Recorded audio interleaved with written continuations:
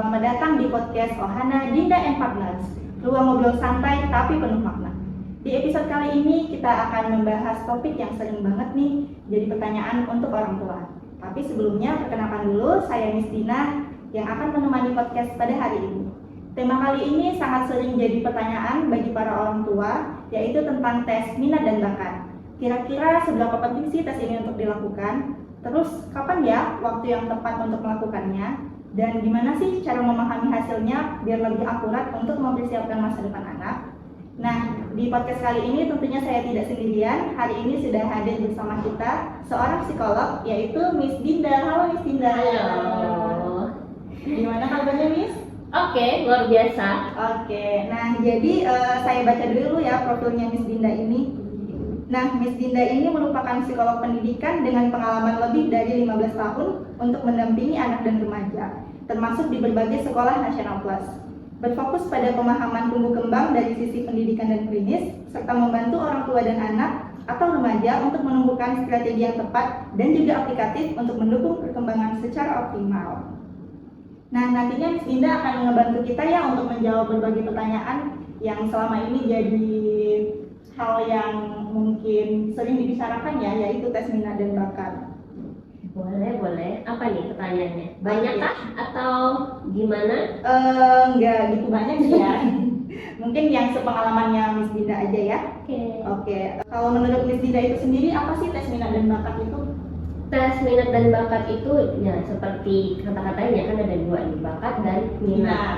Jadi tes bakat minat itu adalah sebuah rangkaian psikotes ya yang tujuannya mau mengetahui bakat bawaan serta kecintaan di bidang atau kegiatan tertentu, itu namanya minat gitu. Jadi bedanya bakat dan minat itu ya kalau bakat itu adalah potensi bawaan, kalau minat itu seperti interest atau ketertarikan, atau saya suka bilangnya sih kecintaan ya terhadap bidang yang mau kita lakukan atau kita dalami gitu. Kecintaan ya. Passion ya, yang membuat seseorang itu menjadi lebih menggelora sama itu. Ya, passion itu apinya. Bensinnya ya. Lalu kalau bakat itu sebenarnya ibarat itu mobilnya. Gitu, mobil kan beda-beda nih ya kan. Nah, begitu juga bakat nanti itu range-nya beda-beda juga sesuai dengan tipe mobil. Jadi kita harus tahu mobilnya apa dan bensin yang tepat itu apa. Dan kalau kita mau kemana tujuannya, nah itulah tujuan dari tes bakat minat itu, untuk menentukan jalan kamu ketika berkendara dalam hidup kali ya, nah supaya nyampe ke tujuannya dengan tepat. Betul itu. Bisa dijelaskan nggak sih Miss lebih detailnya nih, tujuan dan tes minat bakat itu sebenarnya tadi kan untuk passion, untuk bisa menentukan, atau ada tujuan lain nggak? Sebenarnya tes bakat minat ini kan luas ya. Maksudnya kalau kita ngomongin tentang perkembangan dan pendidikan itu bisa dibagi menjadi dua, untuk yang anak-anak ataupun yang remaja gitu. Yang pertama sih kalau untuk anak-anak dulu ya. Kalau untuk anak-anak kita harus perlu tahu sih, kalau aku sendiri sebagai orang tua perlu tahu anakku tuh potensi bawaannya seberapa besar sih gitu. Jadi kalau kita udah tahu, harus kita simulasi seberapa banyak sih supaya potensinya itu terlihat dan berkembang optimal dan menjadi kompetensi gitu. Nah, buat aku sih sebagai orang tua seperti itu. Dan untuk tahu minatnya apa, kalau dari anak-anak ya kita kan inginnya segala sesuatu berjalan dengan efektif dan efisien, dan pokoknya nggak salah arahan gitu kan, nggak salah langkah. Jadi ketika kita tahu potensi sebesar apa, terus dia tertariknya dalam bidang apa, jadi kita bisa fokus untuk kasih anak simulasi di bidang itu. Jadi berkembangnya tuh udah kayak nggak trial error lagi gitu, udah nggak kayak proses masak kan mungkin kurang garam atau apa. Jadi ini kayak udah tahu, udah dapet nih, udah dapet mapnya kan, ini sukanya di sini, potensinya bagusnya di sini, kurangnya di sini. Jadi kita harus bagaimana cara biar segala sesuatu tuh berkembang dengan baik gitu. Itu sih kalau buat anak-anak ya untuk tes bakat minat itu. Nah, kalau buat yang remaja, tentunya kalau remaja kan udah berpikir ke masa depan tuh. Nah, tentunya kita harus tahu juga jalur yang mau dia tempuh, misalnya untuk kuliah, oh dari SMA lah, SMA kan ada penjurusan tuh ya. Kita harus tahu justru bukan saat SMA tuh baru dites, karena jalannya sebenarnya udah dari awal SMA kan di penjurusan itu, biar intinya biar nggak salah arah, biar nggak salah jurusan gitu. Jadi dari sebelum penjurusan SMA tuh sudah tahu kekuatan anak itu remaja ini tuh di mana, terus sikap kerjanya seperti apa yang perlu diimprove kalau dia masuk di bidang ini. Nah, sehingga nanti pas dia masuk jurusan di SMA sudah bisa langsung kayak apa ya, kayak one way ticket gitu deh, kuliahnya udah langsung ya udah fokusnya untuk ngejar si kuliah itu dan juga karirnya gitu sih. Jadi nggak wasting time ya, betul, nggak coba-coba gitu. Nggak wasting time, nggak wasting money, nggak wasting tenaga. Itu sekarang kayak diperluin banget ya nggak sih? Betul. Ya kan, dunia Era yang hektik cepat banget, ya. bener. Jadi ya benar. ada fungsi juga kita tahu dari awal gitu. Itu tujuannya. Terus mulai dari usia berapa sih anak-anak itu bisa mulai ikut tes minat dan bakat gitu? Usia ya, kalau kita ngomongin usia, kalau berdasarkan yang bisa bisa menjalani psikotes itu minimal 4 tahun lah. Kenapa 4 tahun? Karena sudah bisa berinteraksi dengan luas gitu ya, dan juga sudah bisa diajak kerjasama.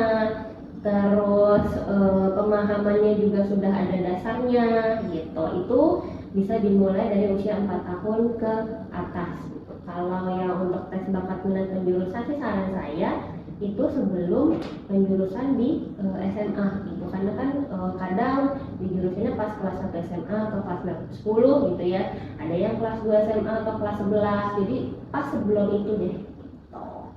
Oke, berarti tadi penting banget ya tes minat bakat itu buat kita lebih mengenalin potensi diri. Nah, kalau misalnya nih kita nggak tahu potensi diri kita apa, itu dampaknya itu seburuk apa sih untuk masa depan? Ya itu tadi akan butuh waktu lama, kan harus meraba-raba berarti ya. Apalagi buat orang yang pelin-pelan ya, lihat temannya masuk ini dia oh iya banyak tuh, banyak banget. banyak memang yang kenapa pilih ini ya teman maunya ini, jadi akhirnya kamu udah tahu belum ini jurusannya apa, belum gitu. Nah itu kan berarti memang dia belum tahu banget bagusnya di mana, potensinya di mana, terus minatnya di mana gitu. Jadi ya ada kemungkinan dia akan misalnya tersendat-sendat dalam proses belajarnya dan motivasinya turun. Itu tadi ya, mungkin passionnya, apinya itu atau bensinnya itu kan nggak ada di bidang itu gitu. Jadi ketika anaknya ya namanya juga kuliah pasti ada rasa bosan ya kan, ada burnout. Nah yang dikhawatirkan ketika kita tidak mengambil bidang yang sesuai dengan passion dan potensi kita itu adalah ketika kita di masa-masa yang turun itu kita lagi burnout. Nah kalau kita memang mencintai bidang itu, bounce back-nya kan lebih cepat gitu. Nah lain dengan yang memang ya udah ikut-ikutan ya jalanin aja deh, kalau dia kalau lagi bete atau lagi apa ya lama gitu loh naiknya. Jadi proses belajarnya kan bukan dari diri sendiri. Benar, itulah gunanya si fire itu. Ya sih, kita emang butuh fire lebih berkorban gitu ya Miss ya. Oke, bisa di-sharing nggak sih Miss, selama ini kan sudah berpengalaman yang lebih dari 15 tahun untuk menangani klien anak, remaja sama pendidikan tadi. Bisa di-sharing Miss untuk testimoni dari kliennya atau mungkin kisah nyata dalam diri? Banyak kalau dari untuk yang anak ya, banyak yang kayak kemarin deh baru tuh ternyata ternyata anak saya potensinya besar ya, selama ini tidak terlihat gitu. Anaknya kayak udah mau masuk SMP. Kaget ya? Kaget karena selama ini tidak terlihat, karena misalnya dari sisi prestasi belajarnya belum kelihatan lah bahwa anaknya sebenarnya sepintar ini. Terus saya bilang, Pak, sebenarnya potensi anaknya besar, mungkin kurikulumnya kurang tepat, kurikulum yang dia belajar di sekolah itu kurang tepat, terus gaya belajarnya juga belum sesuai dengan learning style dia. Nah itu dia tuh fungsinya untuk kita tahu dari awal bakat minat anak itu apa. Salah satunya adalah mengetahui learning style anak tuh apa, terus mengetahui kurikulum yang pas buat anak itu apa, buat anak belajar di sekolah ya. Dan kalau misalnya ya tahulah kita kalau mau sekolah itu daftarnya bukan berdasarkan kurikulum aja gitu kan. Betul, banyak aspeknya. Betul, misalnya kurikulum Cambridge atau kurikulum Montessori itu kan kan beda tuh. Beda. Memang cocoknya di Montessori, tapi karena faktor jarak ke sekolah, biaya, waktu dan lain-lainnya nggak bisa untuk masuk ke sekolah itu, terpaksalah di sekolah lain. Itu masih tetap bisa kita kasih saran-saran praktis tuh gimana biar learning style tetap sesuai dengan anak dan anaknya bisa belajar optimal, bisa fokus, bisa cepat menyerap informasi, dan bisa intinya proses belajar buat anak itu harus menyenangkan. Betul. Nah jadinya kalau sesuai dengan learning style, sesuai kurikulumnya, jadi ya enjoy aja belajarnya. Iya, yang penting Gitu. itu dulu dari kunci awalnya ya. Iya, makanya klien yang kemarin itu benar, learning style belum pas dan juga kurikulumnya belum pas, makanya dia tidak keluar tuh yang si potensi dasarnya itu Iya, tuh. betul. Gitu. Nah akhirnya orang tuh jadi oh jadi gini tuh anak saya ternyata sepintar itu dan sebenarnya nggak ada kendala apa-apa dari sisi dasarnya ya, bakatnya itu. Nah itu salah satu testimoni untuk yang anak. Kalau yang kuliah itu sudah pernah saya alami, sebenarnya anaknya itu pengennya kedokteran nih. Terus ternyata setelah dites potensinya bagus, oke, bisa masuk kedokteran. Tapi secara sikap kerja atau dinamika kepribadian itu kurang cocok gitu. Minatnya ya kedokteran, dan ternyata ada minat yang lain juga. Akhirnya saya kasih alternatif, oke, kamu tetap mau di dunia kesehatan, tapi kalau kedokteran itu kayaknya kurang tepat dengan alasan ABC.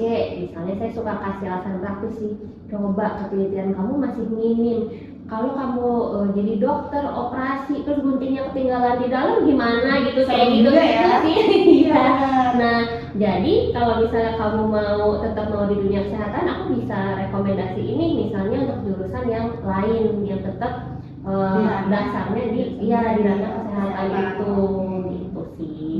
Kurang lebih akhirnya mereka oh iya yang ini ternyata dunia kesehatan tuh bukan cuma dokter, kan biasanya kebanyakan masyarakat taunya kesehatan apa dokter gitu, banyak ternyata ada terapis, apalagi ada perawat, pokoknya kesehatan masyarakat. Iya, itu dia. Jadi memang nggak bisa dipungkiri juga bahwa pengetahuan remaja itu kan masih terbatas sesuai apa yang mereka ketahui aja. Nah itu tugas kita adalah untuk memperluas pengetahuan mereka lah tentang si penjurusan itu.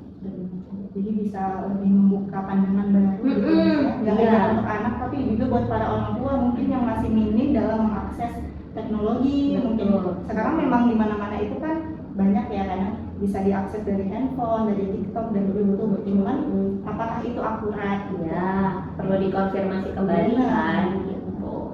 Oke.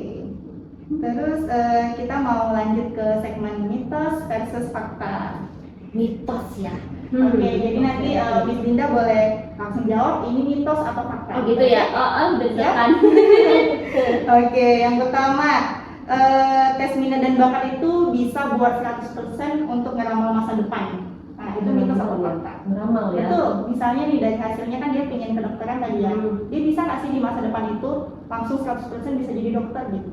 Kayaknya nggak ada 100% ini deh bisa menjamin, karena itu tadi ada faktor berbagai macam faktornya kan. Iya, berarti mitos ya. Berarti mitos ya.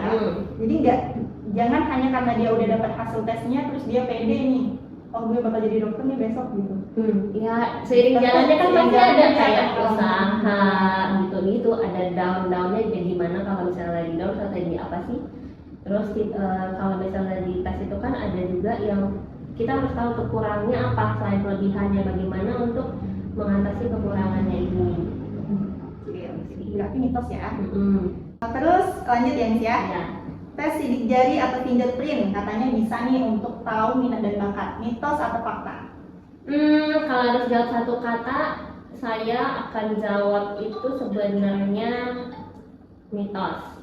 Mitos mitos karena kalau kita ngomongin psikologi itu kalau tes tes fingerprint ya itu adalah sebenarnya bukan alat tes non psikologi gitu yang berguna untuk tahu karakter dasar anak serta potensi bawaan. Nah ini dia nih kalau ngomongin potensi bawaannya. Kalau ngomongin tes bakat, minat dan potensi itu sebenarnya misalnya seorang anak umur SD lah atau TK gitu, kita tahu nih potensinya berapa sih misalnya IQ-nya tuh berapa gitu. Nah kita kalau di psikotes ini, tes bakat minat itu kita bisa tahu juga potensi bawaan serta potensi yang sudah teraktualisasi. Apa tuh yang udah teraktualisasi? Contoh, misalnya Miss Dina IQ-nya 120 gitu bawaannya ya. Iya. Terus ternyata pas dites kok 110 gitu. Nah berarti artinya adalah potensi dasarnya bawaannya Miss Dina tuh belum terlihat sepenuhnya saat ini gitu. Berarti apa? Ada yang kurang nih. Apa yang kurang? Mungkin dari sisi kesempatan dia untuk eksplorasi, untuk stimulasi yang diberikan orang tua atau lingkungan itu masih belum optimal. Jadi harus diapain? Nah itu sih. Jadi ada faktor, juga ada strateginya. Gitu. Betul. Itu kenapa psikotes itu dianggap lebih valid sebenarnya, karena manusia itu kan ada pengaruh bawaan dasar, ada pengaruh lingkungan dalam bersosialisasi atau dalam proses belajar atau bekerja. Nah kalau yang namanya apa tadi fingerprint itu mengukur sih bawaannya aja. Oh, gitu. hanya di lingkup bawaan ya? Iya. Jadi nggak yang menyeluruh detail. Iya, tidak ada nurture and nature. Jadi nurture-nya tidak terukur gitu loh. Itu sih yang membedakan. Jadi nggak apa-apa kalau misalnya mau, kan sekarang banyak ini aku udah di tes fingerprint, oke, saya tetap lihat gitu. Oh ini hasilnya gini ya Bu. Tapi saya compare juga dengan keseharian bagaimana. Kalau misalnya anaknya udah tes IQ dan lain-lain, saya compare juga gitu. Bukan berarti itu big no, enggak sih. Cuman kalau yang mau lebih kayak one stop shopping gitu ya, nah itu lebih direkomendasikan sih yang namanya tes bakat minat itu. Oke.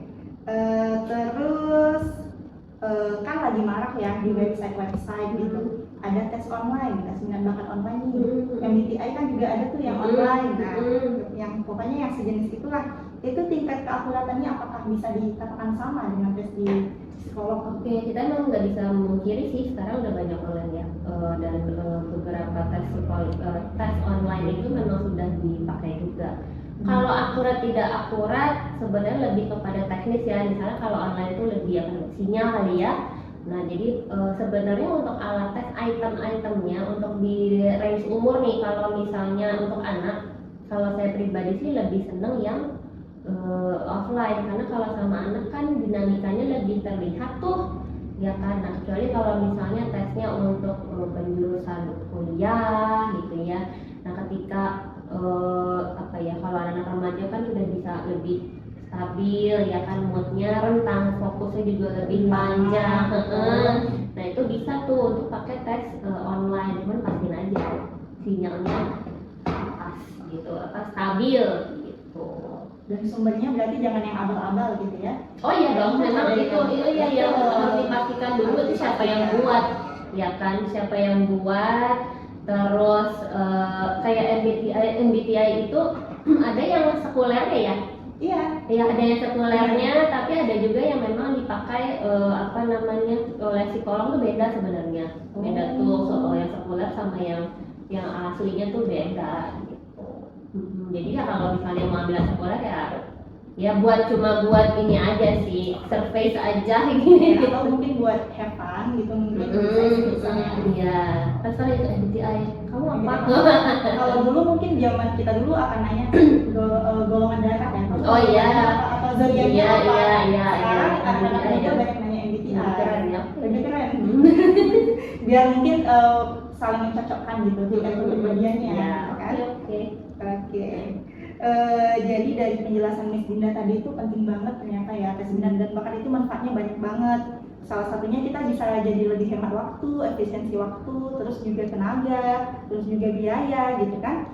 Nah jadi mungkin buat para parents nih, dari Miss Dindanya ada nggak pesan-pesan untuk parents dan teman-teman kita yang lagi sekolah yang masih bingung nih dalam menentukan minat bakatnya, coba disampaikan dong pesannya. Intinya ya udah tes bakat minat aja.